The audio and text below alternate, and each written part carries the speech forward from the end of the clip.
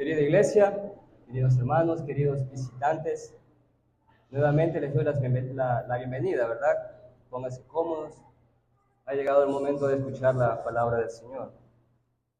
Y vamos a iniciar primero con una oración. Vamos a pedir la ayuda del Señor en esta mañana, tanto para entender como para explicar, ¿verdad? Entonces vamos a orar con reverencia. Recordemos que Dios es real y Él escucha. Vamos a orar. Querido Dios, omnipotente, omnisciente, omnipresente, estamos aquí un grupo de hombres y mujeres que quieren conocer tu verdad, quieren conocerte a ti, Señor, porque es imposible conocer a un Dios desconocido, como dijo Pablo. Y sabemos, Señor, y confesamos que la única forma de conocerte es a través de tu misma palabra, aquella que encontramos en las Escrituras. Tú hablas al mundo y especialmente a tu iglesia a través de ella. Así que, Señor, queremos pedir con humildad que abras nuestros oídos y que prepares nuestro corazón para tu palabra. Quiero pedir, Señor, que bendiga a cada una de las personas que en este momento están aquí, cada una con sus propias circunstancias, problemas, temores, alegrías. Pero tu palabra, Señor, es aplicable a cada circunstancia. Hable, Señor, a este pueblo y ayúdeme a mí como predicador. Quiero pedir, Señor, en esta mañana por las familias de la Iglesia Buenas Nuevas. Sabemos que el diablo está haciendo su obra y sabemos que su obra es destruir la familia. Señor, denos sabiduría de lo alto para enfrentar cada dificultad que como padres, como madres, como esposos, como esposa, enfrentamos cada día. Que, Señor, que su voluntad, que su gloria sea el centro de nuestras vidas, el centro de nuestras familias. En esta mañana también quiero pedir por la familia Coveña, por su pérdida. Quiero pedirle que provea resignación y consuelo en estos momentos difíciles. Quiero pedir también por la salud física de cada uno de mis hermanos y de cada visitante en esta mañana. Usted es el doctor de doctores, el sabio por excelencia, y usted diseñó nuestros cuerpos y por eso usted tiene poder para aliviar nuestros dolores. En este momento, Señor, rogamos que provea sanación a cada uno de nosotros. Y, Señor, también quiero pedir por este tiempo, vamos a escuchar su palabra, Señor, y que no veamos al hombre aquí enfrente, sino al Dios que lo llena todo en el púlpito. Señor, perdone nuestros pecados, guíe nuestras vidas y que Cristo sea el centro en esta mañana. Se lo pedimos en el nombre de Jesucristo, su Hijo amado, nuestro Salvador. Amén. Muy bien, hermanos. Hermanos, quiero que por unos segundos medite en el tema de la palabra de Jesús, que es el tema de esta mañana. Medite en estas palabras, directamente de Jesucristo, no mías. El Señor dice, yo conozco tus obras. Escuchen muy bien la seriedad de esa palabra. Directamente del cielo el Señor dice, yo conozco tus obras. Y si lo piensa bien, visitante, hermano, esa es una frase con mucho impacto. Puede tener mucho impacto en la vida de una persona. Y que creo firmemente que tiene un doble efecto, que depende de nuestro estado de conciencia, de nuestro estado de moral, de lo que vivimos, ¿verdad? Entonces puede tener doble efecto. Por un lado, puede tener un efecto positivo y al mismo tiempo puede tener un efecto negativo. Yo conozco tus obras con un doble efecto. Quiero ilustrar esto, ¿verdad? Imagine que usted es un excelente pintor, un artista que hace hermosos cuadros, hermosas obras de arte. ¿Ah? Ahora imagine que un día un hombre muy importante que está interesado en sus obras, con mucho dinero, se acerca a usted extiende su mano y le dice, yo conozco tus obras. Eso, me imagino, es un efecto positivo, ¿verdad? Este hombre conoce mis obras y está interesado. Impresionante, ¿ya? Pero, en el otro extremo, ¿qué pasaría si en vez de ser un talentoso pintor, usted sería un terrible delincuente, un asesino, que para colmo vive en Estados Unidos, ¿ya? Y que tiene enfrente a suyo un juez de la Suprema Corte que le dice, yo conozco tus obras. ¿Cuál es el efecto, hermanos? ¿Positivo o negativo? Yo conozco tus obras, diría el juez. Creo que todos estaríamos de acuerdo que eso sería terrible, ¿verdad? Pienso, eso sería la palabra más escalofriante que una persona que vive mal puede escuchar en su vida. ¿Y por qué? Bueno, imagínense, la única persona que puede condenarla, que puede encerrarla de perpetuidad en la cárcel, le dice, yo conozco todas tus obras. ¿Ya? En Estados Unidos eso significa cadena perpetua o inyección letal. Entonces yo conozco tus obras, tiene un doble impacto dependiendo de sus circunstancias. Bien, ahora quiero llevar este ejemplo a la vida cristiana. Imagine que un día como hoy, yo les digo, hermanos, hoy hemos recibido una carta del apóstol Juan. Y él dice que esta carta la envía Jesucristo mismo. Y él les dice, buenas nuevas, pero también visitantes, Iglesia Buenas Nuevas, yo conozco todas tus obras. Hermanos, una pregunta a la conciencia. ¿Qué efecto tendría esta palabra hoy en pleno siglo XXI para Iglesia Buenas Nuevas y para cada persona que hoy está aquí? ¿Positivo o negativo? Dependiendo de nuestra conciencia. Autoexamínese. Bien, hermanos, con todo esto, con esto en mente, quiero pedirles que busquen Apocalipsis. Apocalipsis capítulo 2, los versículos del 8 al 11. Apocalipsis capítulo 2, los versículos del 8 al 11.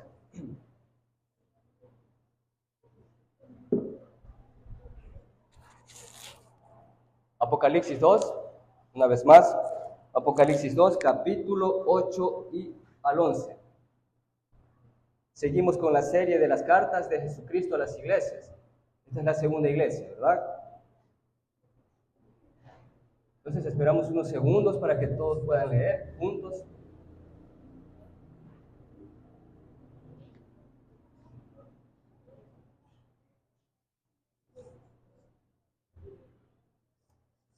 ¿De acuerdo? Creo que todos tenemos, ¿verdad? Podemos leer. Aquí habla el Señor Jesucristo, literalmente.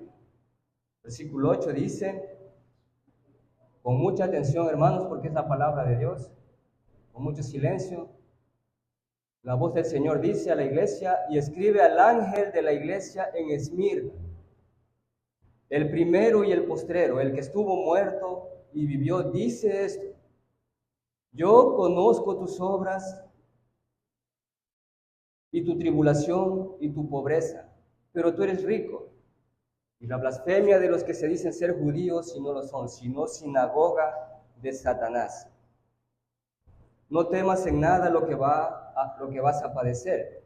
He aquí, el diablo echará a alguno de ustedes en la cárcel, para que sean probados, y tendréis tribulación por 10 días. Entonces sé fiel hasta la muerte, y yo te daré la corona de la vida. El que tiene oído, oiga lo que el Espíritu dice a la iglesia. El que venciere no sufrirá daño de la segunda muerte. ¿Ven? Hermanos, Jesús hablando a su iglesia. Ahora, hermanos, bajo el tema yo conozco tus obras, quiero predicar 3 puntos si el tiempo me lo permite. En primer lugar, vamos a pensar en el remitente de la carta, versículo 8. En segundo lugar, el tema central de la carta, versículo 9. Y por último, el propósito de la carta o la finalidad de la carta, versículo 10. Entonces, hermanos, primer punto, el remitente de la carta. Hermanos, otra vez imagine un día como hoy cualquiera, un día cualquiera en su vida. Usted va feliz por la vida, va sonriente en la vida, y de repente un mendigo demente le dice: yo conozco tus obras. Usted va bien por la vida, alegre, quizás de shopping, no sé, y se encuentra un mendigo en la calle que le dice: yo conozco tus obras. La pregunta es, ¿qué pensaría de esto? ¿O qué tan en serio tomaríamos la palabra de un indigente? ¿Le asustaría? ¿Le causaría preocupación quizás? Bueno, honestamente, yo creo que no tendría mucha relevancia. A una persona así no se le daría mucha atención. Ese es el concepto del mundo, ¿verdad? Podríamos decir: es un simple mendigo. ¿Qué importa lo que piense un mendigo demente de mí, verdad? Su palabra no tiene mucha validez. Y quizás estamos de acuerdo en eso, ¿verdad? Porque una verdad depende de quien la diga, ¿verdad? Pero, hermanos, las palabras de Apocalipsis 2:8 a la iglesia en Esmirna, nuevamente lea las primeras palabras de Apocalipsis 2, versículo 8, que están dirigidas a la iglesia de Esmirna. Aquí no son de un simple mendigo, no, sino de un tremendo juez. Y, hermanos, no hablo de un juez común y corriente. ¿Por qué? Porque los jueces terrenales tienden a corromperse y también son débiles, son pecadores, ¿ya? Entonces, es más que un juez, ¿ya? ¿Cuál es la diferencia? Hermanos, este juez que habla en el primer versículo de Apocalipsis 2:8 es un poco diferente, abismal y significativamente diferente. ¿Por qué? Porque este juez es superior en todos los sentidos. Primero, escuchen muy bien la diferencia de este juez que habla a su iglesia. En primer lugar, este juez se dice a sí mismo como el primero y el último. Ahora, quizás para personas que no leen la Biblia puede sonar un poquito extraño. Él se presenta a sí mismo como el primero y el último. Eso no es un nombre. ¿Ah? ¿Qué significa? ¿Qué significa que este juez, no un mendigo, este juez se autodenomine como el primero y el último?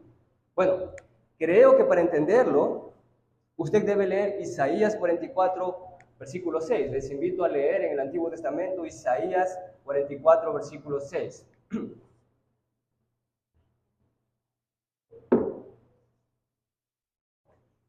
Isaías 44, versículo 6.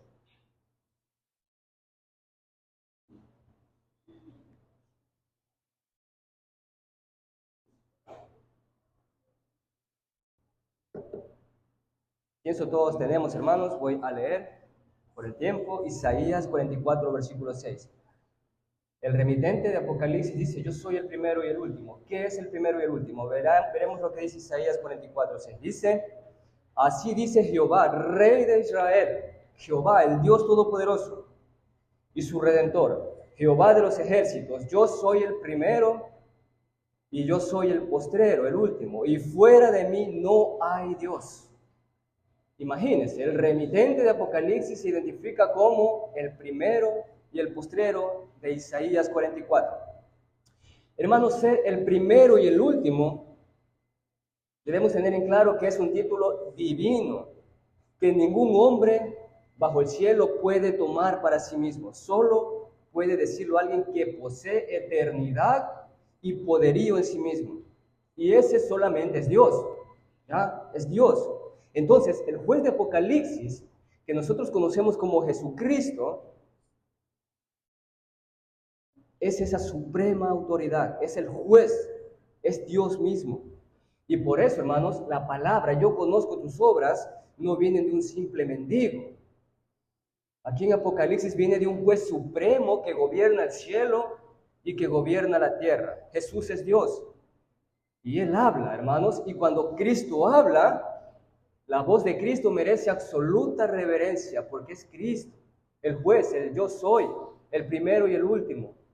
Y Él tiene una palabra esta mañana para usted. Él le dice: Querido visitante, querido miembro de la iglesia, no sé, pero yo conozco tus obras, lo que está escondido en tu corazón, lo que está escondido en tu mente. Y por eso la palabra necesita reverencia. Entonces está claro, ¿verdad? Estamos definiendo quién es el remitente. Es Dios, Cristo es Dios. Pero en segundo lugar, ahí no termina todo. Él se presenta como alguien que ha experimentado la muerte.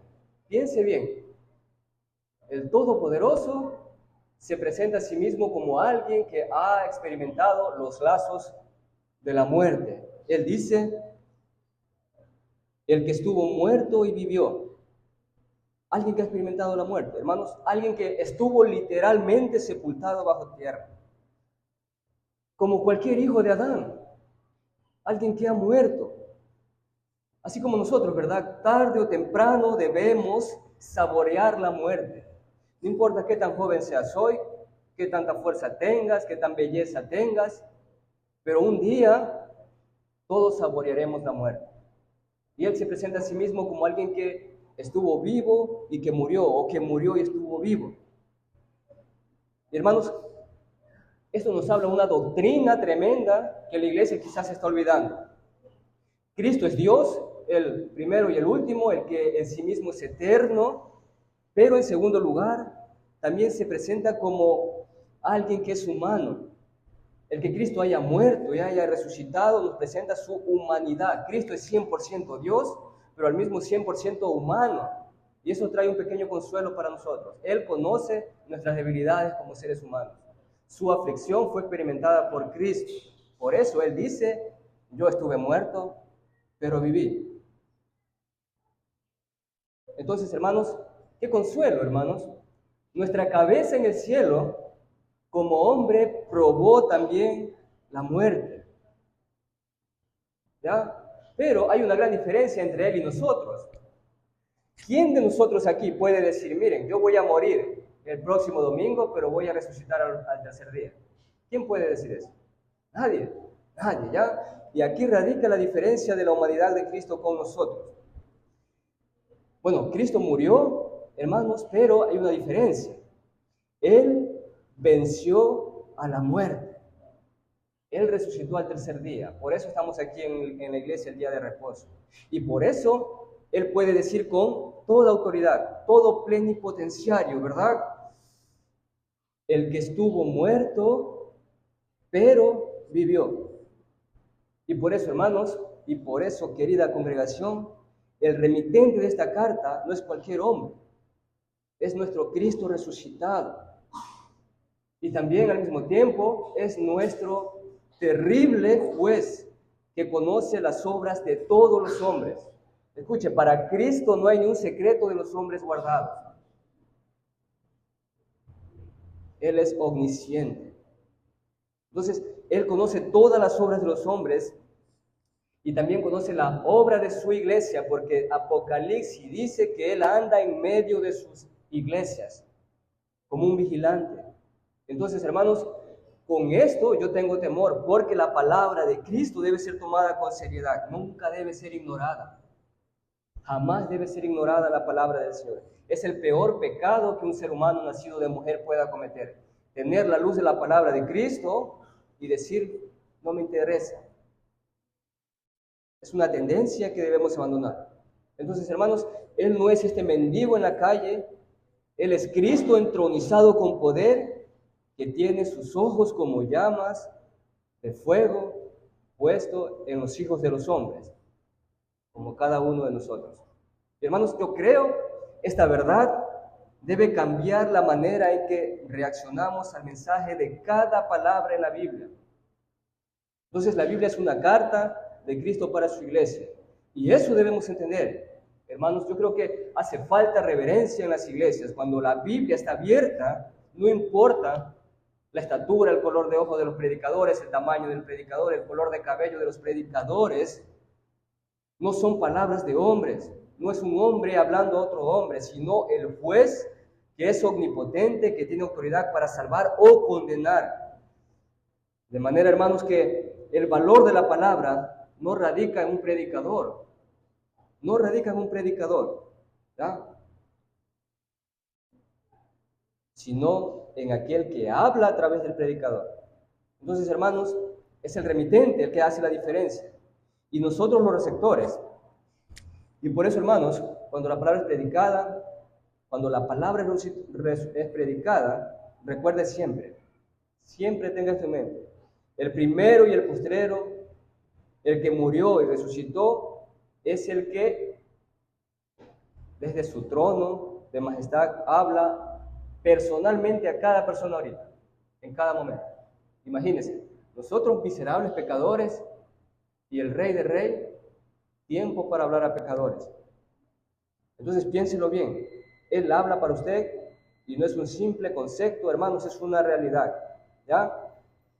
Y hermanos, Él le dice a Juan, porque esta carta fue recibida por Juan, que estaba preso por predicar el evangelio en una isla. Él dice a Juan, escribe al ángel de la iglesia en Esmirna. ¿Qué significa la palabra ángel? No significa un ser celestial, no. Aquí significa a los ancianos, ¿verdad? Él dice, escribe al ángel de la iglesia en Esmirna. Entonces la palabra ángel se refería específicamente a los ancianos de la iglesia, a los líderes de la iglesia. Y los ancianos, ellos tenían que leer la carta a todas sus congregaciones. Esa carta debería ser leer públicamente como ahora yo lo estoy haciendo. Ahora bien, Esmirna, el receptor, Esmirna era un pueblo en Asia Menor, pero que estaba bajo la autoridad del yugo romano, la autoridad romana. Era la autoridad de la época, como Estados Unidos ahora. Entonces, ¿en dónde estaba ubicada la iglesia a la que el Señor se dirige, verdad? Estaba en Esmirna. Entonces, hermanos, hay que explicar algo. La iglesia no se llama Esmirna, sino se encontraba en Esmirna, que es diferente, ¿ya? Hay personas que le ponen a sus iglesias, iglesia Esmirna, pero la iglesia de Apocalipsis no se llamaba Esmirna, estaba en Esmirna, ¿ya? Y allí, así como hoy, había un pequeño grupito de personas, un pequeño grupito de cristianos que conformaban una iglesia, ¿ya? Eso ocurrió aproximadamente en el año 95 después de Cristo. Y hermanos, esta pequeña iglesia, no era como las otras iglesias, tenía una característica especial. Escuchen, con excepción de la iglesia de Filadelfia, si se fija bien, Jesús manda esta carta a 7 iglesias de Asia. Y cuando usted lee atentamente Apocalipsis, usted se dará cuenta que la mayoría de estas 7 iglesias tienen un cargo en contra de Jesús. Jesús siempre tiene algo que reprochar a estas iglesias. Pero esta iglesia de Esmirna no tiene nada que temer al Señor, porque Él conoce sus obras y no hay reproche en ellas, ¿ya? Por ejemplo, la iglesia de Efesios, que estudiamos con el hermano Ernesto, había perdido su primer amor en Jesucristo. Y el Señor dice, tengo esto contra ti, que has perdido tu primer amor. Pero esta iglesia de Esmirna es especial, no tiene ni un reproche de parte de Cristo, ¿ya? Entonces, hermanos, es un deseo que nuestras vidas, que nuestras conciencias sean como la iglesia de Esmirna, que podamos presentarnos sin temor delante de Dios, que conoce las obras. Ahora, hermanos, pensemos en el tema central de esta carta, que es el segundo punto. El tema central de la carta, versículo 8. Escuche lo que dice. Versículo 8.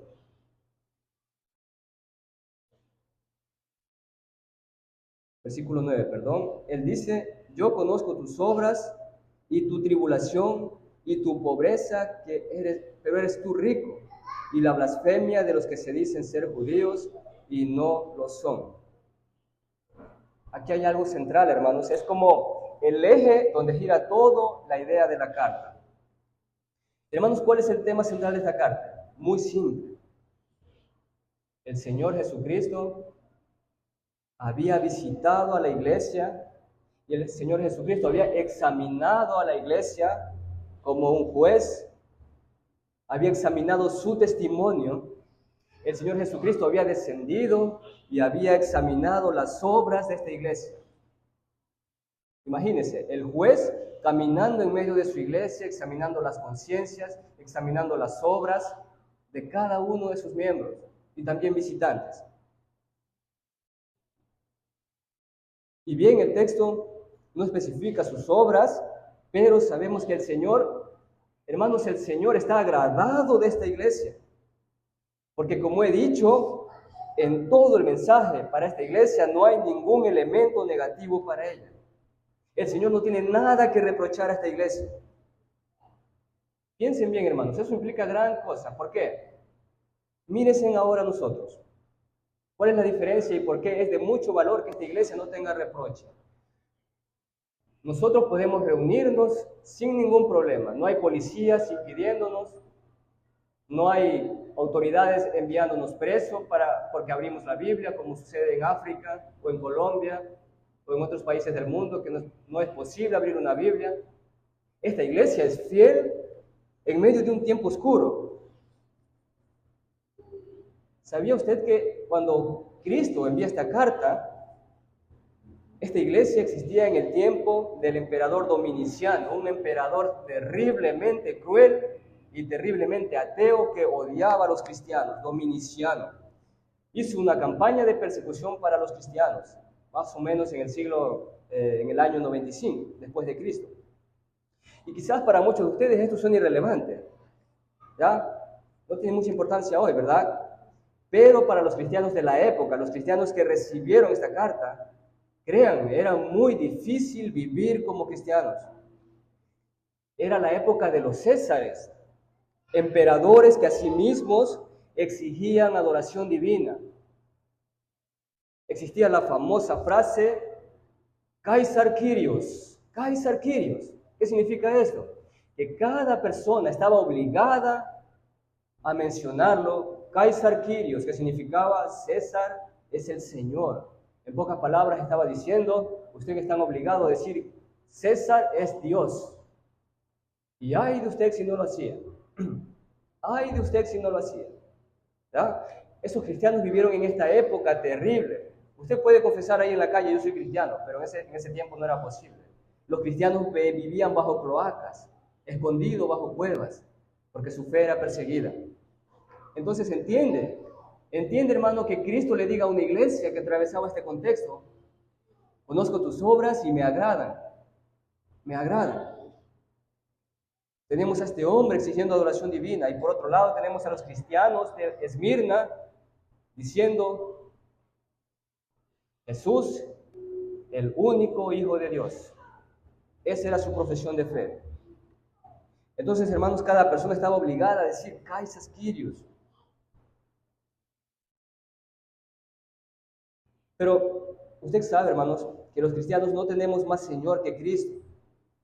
¿Quién de aquí, hermanos, reconoce que solo Cristo merece ese título? ¿Quiénes estamos de acuerdo aquí que solo Jesucristo merece ser portador del título, el Hijo de Dios? Yo doy mi vida por ese título, hermanos. Y nunca reconoceré a un hombre como Dios. Y espero que sea el sentir y el conocimiento de todos aquí. Él es el verdadero Dios. Pero el problema, hermanos, era que si no reconocías a César, pasaban algunas cosas. Perdías tu derecho como ciudadano, eras maltratado, eras despojado de tu casa, de tus bienes y por último asesinado. Por eso tiene mucho valor que Jesús reconozca esta iglesia. Pero la iglesia del siglo XXI, la iglesia moderna, ha perdido el verdadero concepto de lo que significa ser adorador o cristiano. Soy cristiano, pero no debe tener impacto en mí. Así que si existe César o no existe, me da igual, ¿verdad? Si la autoridad me obliga, me da igual. Pero hermanos, en medio de esto, Jesús le dice, yo conozco tus obras. ¿Y saben algo, hermanos? De seguro, esas obras incluían, ellos nunca dejaron de congregarse. Ellos nunca dejaron de reunirse como hermanos, aunque les costase su propia vida. Y según, hermanos, leían, ellos vivían según su fe. Ellos leían la Biblia, ¿ya? Aunque no les era permitido. De seguro este grupito de personas amaban a sus hermanos, amaban a sus prójimos, se amaban los unos a los otros. De seguro este grupito era diferente porque oraba con mucha devoción. Hermanos, esto ahora significa ir en contra del mundo, significa ir en contra del César.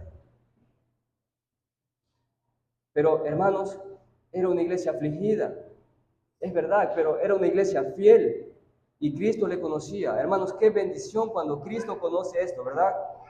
Entonces, solo imaginen lo que sintieron los lectores originales. Cuando quizás Policarpo de Esmirna les dice, hermanos, tengo una carta de Juan, y él les dice, querida iglesia, yo conozco sus obras. Qué bendición cuando podemos escuchar esa palabra con una limpia conciencia, sin temor. El Señor conoce mis obras.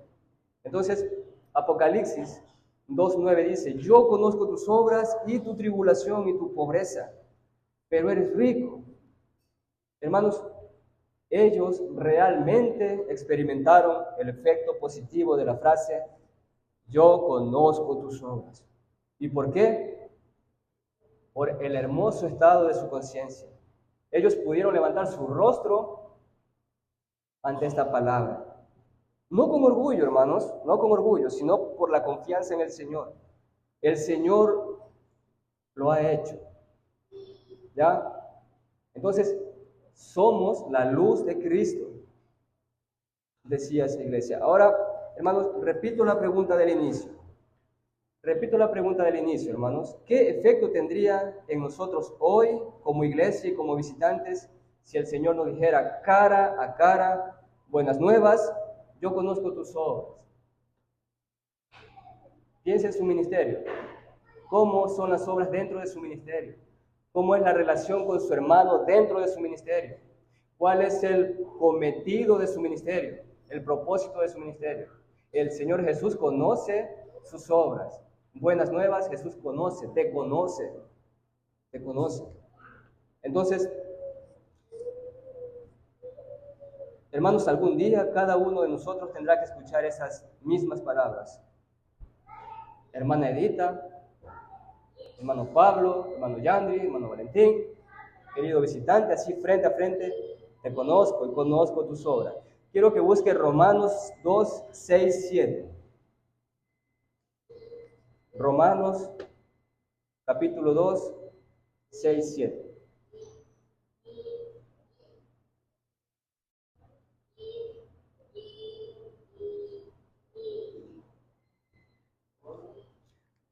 La carta de Romanos, capítulo 2, los versículos 6 y 7, vamos a escuchar la palabra de Pablo que reafirma la palabra de Cristo. Ya, vamos a leer. Dice Pablo, Jesucristo, el cual pagará a cada uno conforme a sus obras. Él pagará a cada uno conforme a sus obras, vida eterna a los que perseverando en bien hacer buscan gloria, honra e inmortalidad. Pero ira y enojo a los que son contenciosos y no obedecen a la verdad, sino que obedecen a las injusticias. Entonces, Él conoce sus obras y Él dará a cada uno su recompensa según sus obras. Vida eterna, pero juicio y condenación a los que se deleitan en hacer el mal. Y Él conoce sus obras, hermanos. De manera, hermanos, que este juez, que lo sabe todo, tiene los ojos de llama puestos sobre su iglesia, nunca lo olvide, en todo lugar, en toda época. Él sabe todo lo que pasa en su iglesia. Aquí está en su memoria. Pero, hermanos, Él también sabe animar a los santos. Ya casi estamos al final. Él también sabe animar a los santos. Él dice, yo conozco tus obras, también significa ser ricos. Imagínense, conocer las obras. Que Cristo conozca nuestras obras significa riqueza. Jesús dice, yo conozco tus obras, tu tribulación y tu pobreza. Pero Él dice, eres rico. Tienes mucho. Entonces, hermanos, ¿cómo es posible eso? Es pobre, pero al mismo tiempo es rico. ¿Qué quiere decir el Señor Jesucristo en Apocalipsis? ¿Qué significa eso? Bien, hermanos, bien, escuchen muy bien. Se refiere no a riquezas materiales. La iglesia en Esmirna era muy pobre. Los romanos le hacían la vida imposible.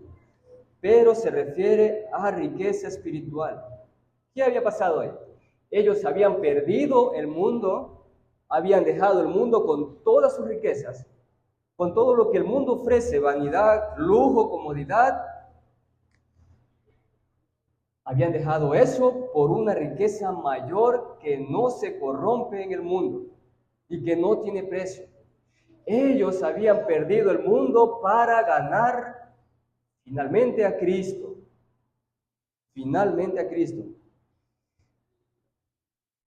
Hermanos, la Biblia dice que en Cristo están escondidos todos los tesoros de la sabiduría. De manera que el que tiene a Cristo, y es el Cristo que yo predico, hermanos, tiene todo, aún en medio de la pobreza.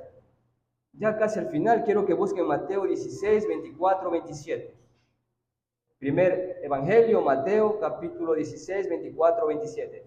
Por favor, escuchen muy bien las palabras de Cristo, porque tienen mucho significado y propósito.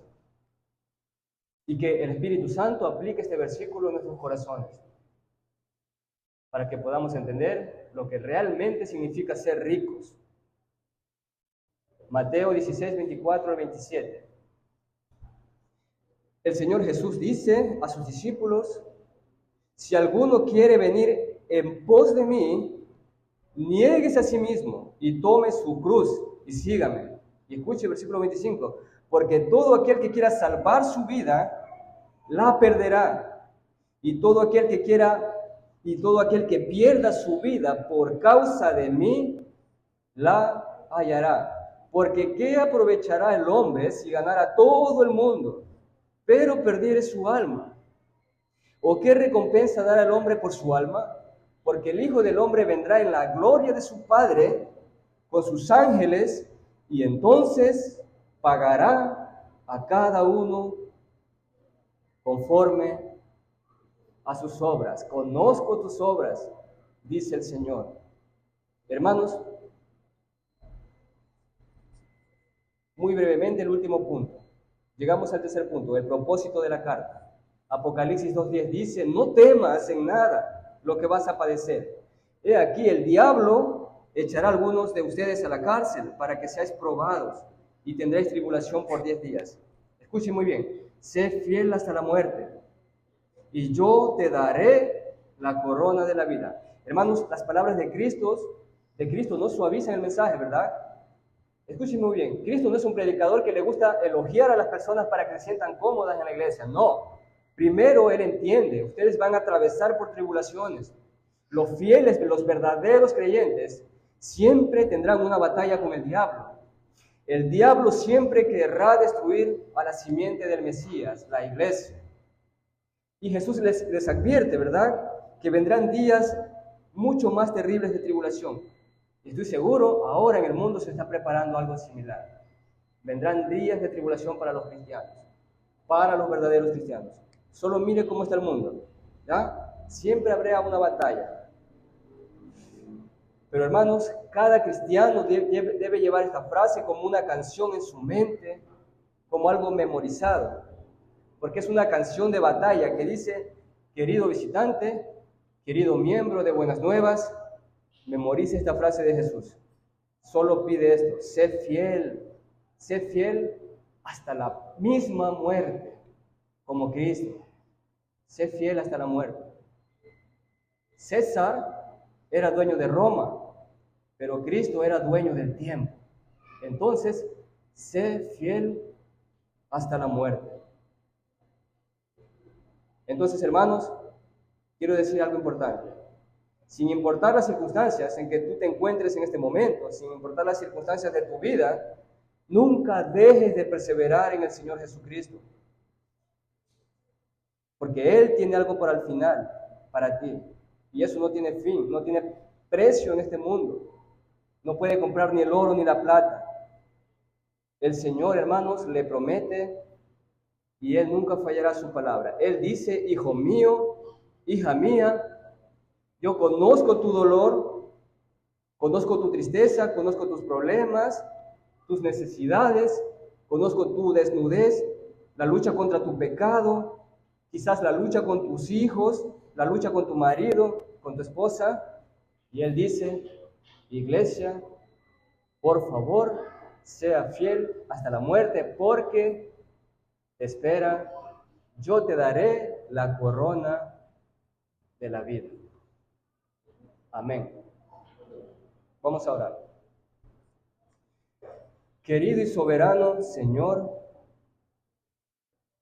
Señor, usted que está en su trono de poder, usted que está en su trono de majestad y a la diestra suya está su Hijo, revestido de poder y gloria, nuestro verdadero Kyrios, nuestro verdadero Señor. Y Señor, rogamos en esta mañana que cuando Cristo desciende a esta iglesia, el yo conozco tus obras sea de consuelo para nosotros. Que esta palabra examine nuestros corazones en toda esta semana, Señor. Que nuestras obras sean refinadas, que sean conforme a su voluntad. Y si hay obras malas en nuestro corazón, en nuestra boca, en nuestras manos, por favor, quítelas de nosotros, por su Espíritu Santo. Bendiga esta congregación, también bendiga a los visitantes y a los pequeños en esta mañana. Se lo rogamos en el nombre de nuestro Kyrios, nuestro Señor Jesucristo. Amén. Muy bien, hermanos, ahora vamos a cantar.